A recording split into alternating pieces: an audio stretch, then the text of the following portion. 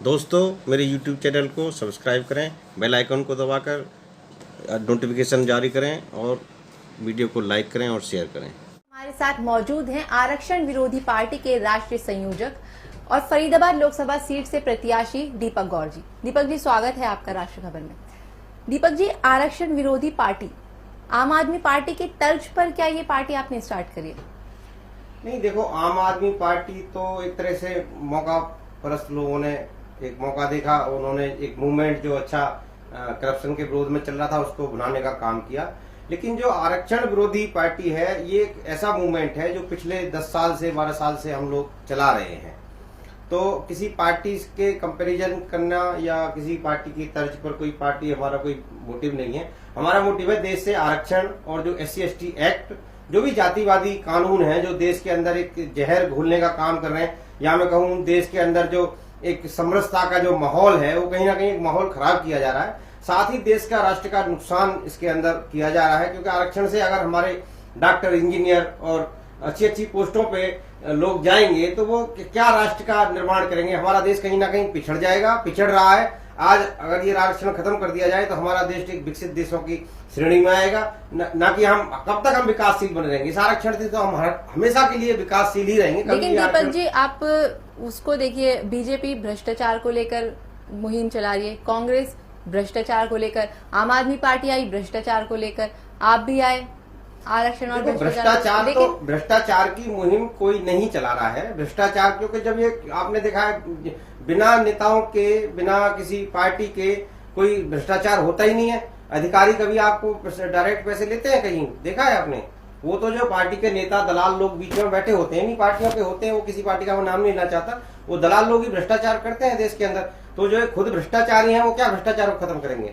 ये तो सिर्फ एक जनता को दिखाने के लिए, पब्लिक को एक तरह से बेवकूफ बनाने का काम किया जा रहा है कि हम भ्रष्टाचार को रोकेंगे। भ्रष्टाचार ये खुद फैलाते हैं और इसके कोई मेरे लिए सबूत देने की जरूरत नहीं है। हर जगह आप देखते हैं कितने कितने नेता मंत्री जो पकड़े जाते हैं, बाद में उन पर हजारों करोड़ रुपए उनके पास पकड़ा जाता है। वो कहां से आता है इनके पास करोड़ों करोड़ों रुपया? वो सब भ्रष्टाचार से, अधिकारियों की मिलीभगत से ही ये लोग कमाते हैं। तो दीपक जी, आप पर कई आरोप भी लगे, जेल यात्रा भी आपने की, उसके बारे में आप क्या कहना चाहते हैं? देखिए, समाज के लिए जब कोई लड़ाई संघर्ष किया जाता है तो उसमें जरूरी होता है कि कोई ना कोई हमारे साथ जो जिस समाज को फायदा पहुंचना होता है, वो हो सकता है वो हमारे से बाद में जुड़े, हमारे से बाद में हमारी बात को समझ पाए। लेकिन जो हमारे विरोधी हैं वो पहले तैयार हो जाते हैं हमारे लिए। और जो आपने जिस मुकदमे का जिक्र किया, वो मेरे पर टोटल एक फेक FIR हमारे ऊपर कराई गई। हमारे ऊपर कॉन्स्टिट्यूशन बर्निंग का झूठा केस लगाया गया। इसमें कोई उनके पास सबूत नहीं था। यहाँ तक कि मैं जिस वीडियो वायरल होने का उन्होंने हवाला दिया जिन लोगों ने, उस वीडियो के अंदर मेरी कहीं परछाई तक भी नहीं थी। लेकिन हमने पुलिस से लगातार अपनी बात रखी। मेरे ऊपर देशद्रोह के मुकदमे लगाए गए। जिस वीडियो में मैं था नहीं, उस वीडियो में मेरे ऊपर इतने बड़े आरोप लगा के मेरे को तिहाड़ जेल में 2.25 महीने बंद रखा। मैं हाई कोर्ट से मेरी जमानत हुई है। अब मैं आपके बीच में, जनता के बीच में इसीलिए तो उतरा हूँ। मेरे का इलेक्शन लड़ना, पार्टी बनाना मेरा कोई मोटिव नहीं था। लेकिन हम लगातार जब 10 साल से देख रहे हैं कि हमारी बातों को इग्नोर किया जा रहा है, हमको सुना नहीं जा रहा। किसी भी पार्टी की सरकार रही हो, सभी सरकारों से, सभी नेताओं से, सभी सांसदों से हमने अपनी बात रखने की कोशिश की लगातार, लेकिन हमारी बात की कहीं भी सुनवाई नहीं हुई। अगर आप देखो, अगर 2012 के अंदर कांग्रेस ने प्रमोशन में रिजर्वेशन का बिल लेके आई संसद के अंदर, तो बीजेपी ने उसको सपोर्ट किया और अदर पार्टीज ने उसको सपोर्ट किया। आज जब SC/ST एक्ट, संशोधन एक्ट लाया गया, तो बीजेपी लेके आई, कांग्रेस ने उसको सपोर्ट किया, अदर पार्टीज ने उसको सपोर्ट किया। तो ये अलग कहाँ है? ये सब एक ही थाली के चट्टे बट्टे हैं। ये तो सिर्फ जनता को गुमराह करने के लिए अलग अलग हैं। लेकिन जो लोग हैं, जैसे जाट लोगों ने अपना आंदोलन खड़ा कर दिया था जाट आरक्षण के लिए, SC/ST लोग अपना आरक्षण मानते, तो पार्टी भी क्या करे? उन्हें अपना वोट बैंक बनाने के लिए कहें या मजबूरन कहें, उन्हें करना पड़ता है आरक्षण। तो इस लोगों को, जनता को आप क्या कहना चाहेंगे? देखो, हम ये कहना चाहते हैं, जो भाई भी आरक्षण मांग रहे हैं, जिनको आरक्षण मिला हुआ, आरक्षण देश के लिए घातक है। कल आपने ये BMC का रिजल्ट आया, हमारे बच्चे 86.8% पे बाहर रह गए। 88 समथिंग कट ऑफ था और वहां 44 पॉइंट समथिंग का सिलेक्शन हो रहा है जाति के आधार पर। तो ये एक क्या है? ये हमारे देश के जो कर्णधार हैं उनके साथ खिलवाड़ हो रहा है एक्चुअल में। हम मना नहीं करते रिजर्वेशन के लिए, रिजर्वेशन दो, लेकिन आर्थिक आधार पे उनको सुविधाएं दी जानी चाहिए, बच्चे को कंपटीशन के लायक बनाया जाए। अगर हम किसी को बैसाखी दे देंगे तो बैसाखी के सहारे वो पूरी जिंदगी काटने की कोशिश करेगा, लेकिन अगर हम उनको दुर्बल बनाने की बजाय हम उसको सबल बनाने की कोशिश करें, उनके शिक्षा स्तर का सुधार की जाए, सरकारी स्कूलों का सुधार हो, शिक्षा का स्तर सुधरना चाहिए, उनको किताबें मिलनी चाहिए, उनको ड्रेसें मिलनी चाहिए, उनको वजीफे दो। तो आपके पास उसकी कोई स्कीम भी तो होगी ना कि अगर आपकी पार्टी आ जाए, ठीक है, और लोग आंदोलन खड़ा कर दें कि नहीं जी हमें आरक्षण चाहिए, एससी वाले अलग कहें, एसटी वाले अलग कहें, तो आप उनको कैसे समझाएंगे? हमारे पास इस तरह की योजनाएं हैं कि लोगों को आरक्षण की जरूरत नहीं पड़ेगी। आरक्षण देश के लिए घातक है, ये लोगों को समझना पड़ेगा। आरक्षण से अगर कोई इंजीनियर बनता है तो ये पुल गिरेंगे, अगर कोई डॉक्टर बनता है तो लोग मरेंगे, उसको एक तरह से आप लाइसेंस दे रहे हो किसी को कत्ल करने का। दूसरी चीज, आरक्षण से अभी आपने राजस्थान लोक सेवा आयोग का रिजल्ट देखा, उसके अंदर एक मैथ के जो लेक्चरर की भर्ती हुई है -13 जो उसकी स्कोर किया उसने, तो क्या ये -13 वाले आर्यभट्ट पैदा करेंगे देश में? मैं ये चाहता हूं देश का नुकसान ना हो। आरक्षण, हमारी मुहिम क्या है कि देश का नुकसान बचे, देश हमारा जो पिछड़ रहा है वो आगे जाना चाहिए। जो लोग पिछड़ रहे हैं उनको लाने का तरीका कुछ और हो सकता है, लेकिन एक बात मैं आपको फिर यहाँ साफ करना चाहता हूँ कि इस आरक्षण का बेनिफिट एक्चुअल मिल किसको रहा है? जो बात दलितों और पिछड़ों के नाम पर जिस आरक्षण की शुरुआत हुई थी, आज वो सवर्णों तक आ गई है, सवर्णों तक आ गई। मैं कह रहा हूँ जिस जाति को मिला आरक्षण, उसमें आप देखो करोड़पति अरबपति जो लोग हैं, नेता हैं, मंत्री हैं, विधायक हैं, वो लोग उस रिजर्वेशन को ले रहे हैं। वो कहते हैं आज सुशील कुमार शिंदे, मीरा कुमार, मायावती, ये लोग आज ये नहीं कहते कि हम अगड़े हो गए हैं, हम अब हमारे दूसरे भाइयों को हम रिजर्वेशन, करोड़ों रुपए होने के बाद, करोड़ों रुपए अरबों रुपए कमाने के बाद भी आज वो लोग रिजर्वेशन के दायरे में आते हैं। आज तक ये कोई क्रीमी लेयर तक लागू नहीं करा पाए इस रिजर्वेशन सिस्टम के अंदर, और कोई 70 लोग ये बोलने को तैयार नहीं है 70 साल में कि हम रिजर्वेशन को छोड़ सकते हैं। तो ऐसी पॉलिसी का देश के अंदर फायदा भी क्या है, बेनिफिट भी क्या है, आप मेरे को बताइए। ये कोई बेनिफिट वाली पॉलिसी कहीं से नहीं है। बीजेपी भी जब आई थी तो आरक्षण के विरुद्ध ही आई थी, लेकिन फिर आने के बाद खुद ही सवर्णों को आरक्षण दे दिया, तो कहीं ना कहीं उनकी देखो, मैंने कभी नहीं सुना कि बीजेपी ने कभी आरक्षण का विरोध किया है। यहाँ तक कि 2012 में हम खुद सुषमा स्वराज जी से, जब वो विपक्ष की नेता थी, हम पूरा हमारा प्रतिनिधि मंडल में मिला था, जो ये प्रमोशन में रिजर्वेशन की जब बात आई थी, जब उन्होंने सीधा सीधा हमसे कहा था कि ये जो हमारी पार्टी है उसके कॉन्स्टिट्यूशन के अंदर कहीं भी नहीं है कि भाई आरक्षण का विरोध किया जाए, आरक्षण को घटाया जाए या रोका जाए, इसलिए हम इस बिल का समर्थन करते हैं। तो उनकी पॉलिसी में कभी नहीं था, जब वो विपक्ष में थे तब भी उनकी पॉलिसी में नहीं था। जनता को गुमराह करने के लिए वो कुछ भी बोलते रहे, लेकिन उनकी पॉलिसी कहीं नहीं है। नीचे नेताओं को वो बोल सकते हैं, नीचे वाले नेता जनता को गुमराह कर सकते हैं, लेकिन उनकी पॉलिसी में कभी रिजर्वेशन का विरोध नहीं था। तभी आरक्षण विरोधी पार्टी की जरूरत पड़ी। अगर कोई भी पार्टी इस मुद्दे को लेकर चलती है तो हमको इस पार्टी बनाने की जरूरत क्यों पड़ती? आज हम 55 सीटों पर चुनाव लड़ रहे हैं, हमें इस चुनाव की जरूरत क्यों पड़ती?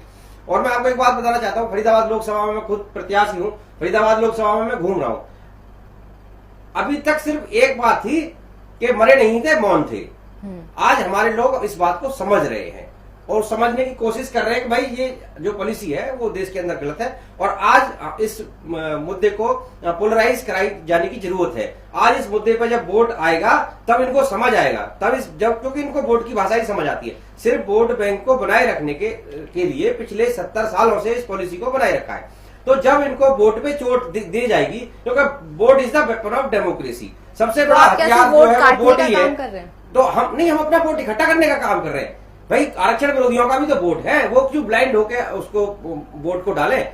आरक्षण के विरोध में कोई सवर्ण भी हो सकता है, कोई दलित भी हो सकता है, कोई ओबीसी भी हो सकता है। ये जातिवाद की लड़ाई नहीं है, ये देश की लड़ाई है। जो भी देश के लोग जो भी ये चाहते हैं आरक्षण नहीं हटना चाहिए। आज ओबीसी के अंदर क्रीमी लेयर है, लेकिन इसके अलावा बेरोजगारी मुद्दा है, किसान हमारे पास 15 सूत्री कार्यक्रम है मैडम, मैं आपको बता रहा था, जिसमें बेरोजगारी हमारा सबसे अहम मुद्दा है। हम कहते हैं सरकार सबसे पहले तो रोजगार मुहैया कराए। अगर सरकार मुहैया नहीं करा पाती है तो बेरोजगारी भत्ता मिले। अच्छा, एक आदमी को अपना जीवन यापन करने के लिए क्या वो भीख मांगे, क्या वो चोरी करे या डकैती बने या फिर नक्सलवादी बने, आतंकवादी बने? 72,000 की जो स्कीम है वो भी तो यही काम करने के लिए बोल रहे हैं ना। बिल्कुल, मैं तो बना नहीं कर रहा कि 72,000 की क्या स्कीम है मुझे नहीं पता, लेकिन हमने 10,000 रुपए तक का बेरोजगारी भत्ता देने का हम अपने युवाओं से वादा कर रहे हैं। वो 72,000 किसको देंगे हमें नहीं पता। 10,000 रुपए महीना?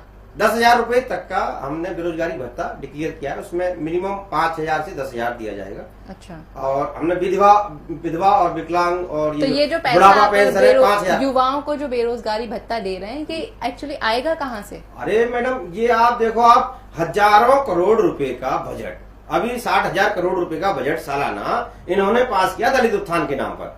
दलित उत्थान, कौन से दलित का उत्थान हो रहा है? वो सुशील कुमार शिंदे, मैं फिर दोबारा वही नाम, रामविलास पासवान, मीरा कुमार, मायावती, इतने बड़े बड़े लीडर हैं। उदित राज दिल्ली में बैठा, ये लोग सारे पैसे को खा जाते हैं दलितों के नाम पे, गरीबों के नाम पे। तो क्यों ना उस पैसे को, ये अंधी लूट देश की बंद करेंगे, इस अंधी लूट को बंद करेंगे। इस लूट को खत्म करने के बाद, मैं ये केंद्र सरकार की बता रहा हूं आपको, राज्य सरकारें अलग से पास करती हैं, अलग हर सरकार का बजट होता है, और वो इस पैसे पे डाका डाला जा रहा है, गरीब दलित के नाम पर देश की तिजोरी खाली की जा रही है। वो पैसा गरीब तक पहुंचना चाहिए बिना जाति के, क्योंकि जाति के आधार पर वो पैसा कोठियों में जाता है। वो पैसा उन लोगों पे जाता है जिनकी जेड सिक्योरिटी लगी हुई है, जिन लोगों के पास जो हजारों करोड़ जो कमा रहे हैं, और वो उस पैसे को खा जाते हैं। हमने तो मैडम एक मुद्दा और लिया है जिसमें हम इनकी हवाई यात्राएं, जो सांसद विधायक हैं, इनके जो वेतन है, इनके जो भत्ते हैं और पेंशन तक हम बंद करेंगे।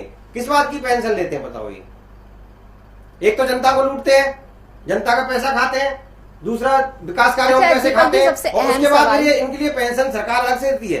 तो ये चीजें हमने, अगर कोई सैलरी होती है विधायक सांसद की, तो बहुत मिनिमम सैलरी हो। एक कर्मचारी की जो सैलरी है वो दो ना उसको। वो आईएएस और आईपीएस से ज्यादा सैलरियां थोड़ी लेंगे ये। तो एक आईएएस आईपीएस ने पढ़ाई करी, लिखाई करी, उसने अपना समय कितना लगाया होगा। नेताजी आते हैं, नेताजी आके, आपको पता है सारा इलेक्शनों में क्या चलता है, सारा इलेक्शन दारू पैसे साड़ी बांट के जीतते हैं, उसके बाद फिर ये पूरी सरकारी सुविधाएं लेते हैं। आज हमारा तंत्र भी फेल हो चुका है। आज हमारे पास हमारा जो प्रशासनिक तंत्र है वो इसमें फेल हो चुका है। वो इस इलेक्शनों में इन चीजों को नहीं रोक पा रहा है। ये इन चीजों में पहले तो रोक लगनी चाहिए। ये दारू के ठेके खुले हुए हैं इलेक्शन में, क्यों खुले हुए हैं बताओ आप? ये बंद नहीं होने चाहिए, बंद होने चाहिए। ये इस टाइम पे बिल्कुल बंद हो जाना चाहिए। अब क्या होता है, अब किसी को पता नहीं चलता, ये किसी की जेब में 10,000 डाल दें, किसी में 1 लाख डाल दें, वो दारू खरीदेंगे, बंटवा देंगे, पैसे बढ़ जाते हैं, दारू बढ़ जाती है। ये इलेक्शन में सबसे बड़ा खेल है। 80 लाख की इलेक्शन के अंदर लिमिट है, लेकिन ये करोड़ों में 8 करोड़ 20 करोड़ खर्च करते हैं, और सारा पैसा इस पे जाता है। जनता को बेवकूफ बनाने का काम करते हैं। और जब ये पैसा इतना इलेक्शन में, मैं तो आज यहाँ पे आपके चैनल पे खुलासा और करना चाहता हूँ। एक मेरे को एक ऐसी पार्टी बताओ जिसका टिकट ना बिकता हो। आपने पीछे देखा, हमारे उत्तर प्रदेश से बीजेपी के एक सांसद का टिकट कटा, और उन्होंने खुद कबूल किया कि भाई पैसे और भी कुछ उन्होंने बोला। तो मैं चाहता हूं कि भाई क्या चल रहा है इस देश के अंदर, ये प्रूव क्या करना चाहते हैं? क्या अगर ऐसा होता है तो उसकी जांच क्यों नहीं हुई? जांच होनी चाहिए, उनको पहचान होनी चाहिए वो लड़की उससे पहले कौन थी, और अगर उनके साथ गलत काम हुआ तो उनकी एफआईआर लॉन्च करो। उनके वो काम इलेक्शन कमीशन का है, वो अपना देख रहे हैं कि किस पर कुछ नहीं होगा, कुछ नहीं होता इन मुद्दों पे। इन मुद्दों पे कोई कमीशन कुछ नहीं बोलता एक्चुअल में, उनको बोलना चाहिए। अच्छा दीपक जी, एक सबसे अहम सवाल आपसे कि आपकी एक 55 कैंडिडेट्स आपकी पार्टी के उतर रहे हैं, राइट? तो लास्ट में क्या होगा जब कोई ना कोई सरकार बनेगी, तो अगर आपके भी कुछ विधायक आएंगे तो आपको किसी ना किसी पार्टी में मिलना पड़ेगा। तो लास्ट ऑप्शन आपका कौन सी पार्टी होगी कि हाँ आपको इसको समर्थन देना है? हमारा एक मैं कहना चाहता हूँ, हमारा ना तो हमारा सत्ता परिवर्तन की लड़ाई है हमारी, ना ही हम किसी पार्टी को टारगेट करके बैठे, ना किसी नेता को। हमारी व्यवस्था परिवर्तन की लड़ाई है। हम व्यवस्था में परिवर्तन चाहते हैं। जो हमारे मुद्दों को जो भी पार्टी यस करेगी, हमारा सबसे पहला मुद्दा है, हमारे जितने भी एमपी जाते हैं, अगर हमारी जरूरत किसी भी सरकार को पड़ती है, हमारा सबसे पहला मुद्दा है जितने भी SC ST एक्ट में हमारे निर्दोष भाइयों पे जो मुकदमे लगे हुए हैं, वो सबसे पहले जो खत्म करेगी उस पार्टी को हमारा समर्थन होगा।